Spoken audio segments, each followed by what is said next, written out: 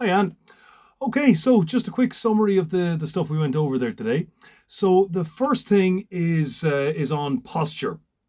So now posture, as I said, it really only needs to meet one criteria, and that is your body kind of staying out of its own way, just to make sure everything has the room that it needs.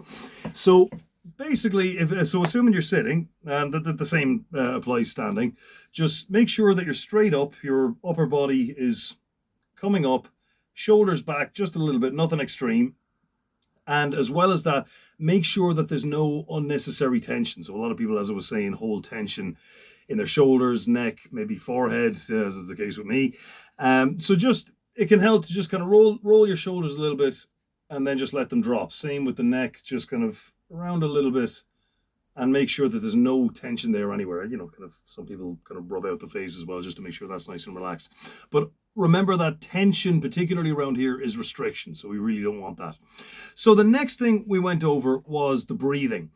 Now this does, as I was saying, take a little bit of getting used to, but basically when you're breathing for singing, ideally you should be breathing into your belly.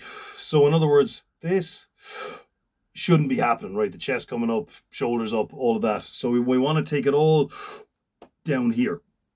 So basically what you do is any tension that you're holding in your abdominals, try to let that go altogether. And as you're letting it go, a big belly breath. Okay, so it takes a little bit of getting used to it first, but basically I want you to do that or something like it pretty much every single time you go to sing anything at all.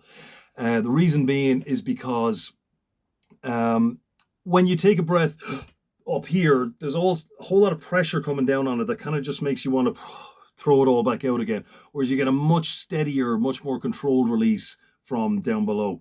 So the first exercise I want to give you on that is in for 3, out for 5, as we did, but as well in your own time as well, if you go in for 5, out for 8, and in for 7 and out for 11.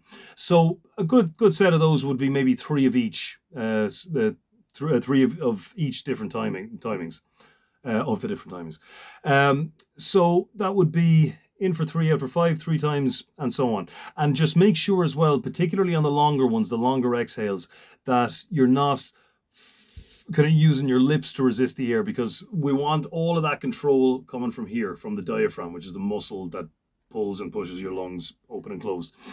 Okay, so we'll start off with that. Now, as for the scalar stuff, so I'll just give you a quick scale here, and we'll talk more about the major scale and why it matters, why it's important. But it's essentially your do re mi. So we went up as far as the fifth.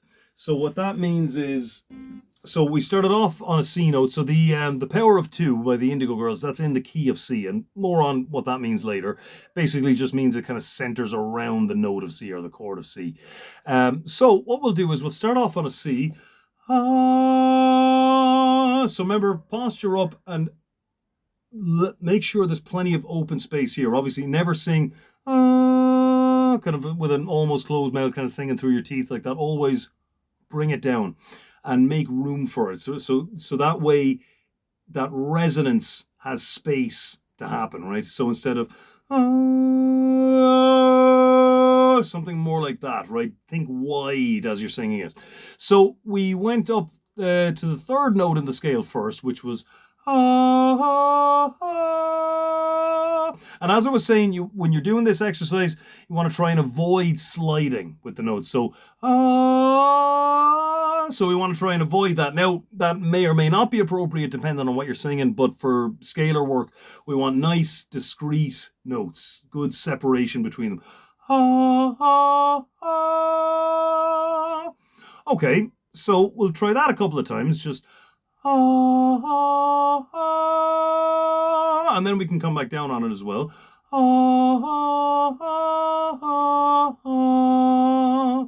And then in the song, I think it goes up as far as the sixth. We'll go as far as the fifth for now, which would be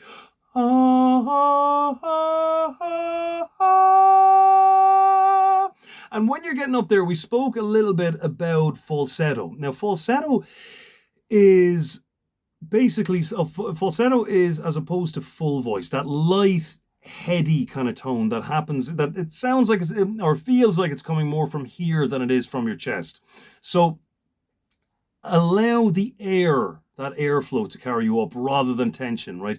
So, for example, so we're okay. So we're okay. You might be tempted to say, so we're okay, to really kind of tension your way up to the note. Allow the air to carry you up and keep this as loose as you possibly can. So we're okay.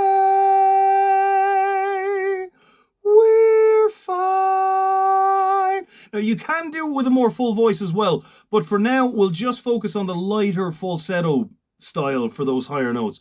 So we're okay. We're fine.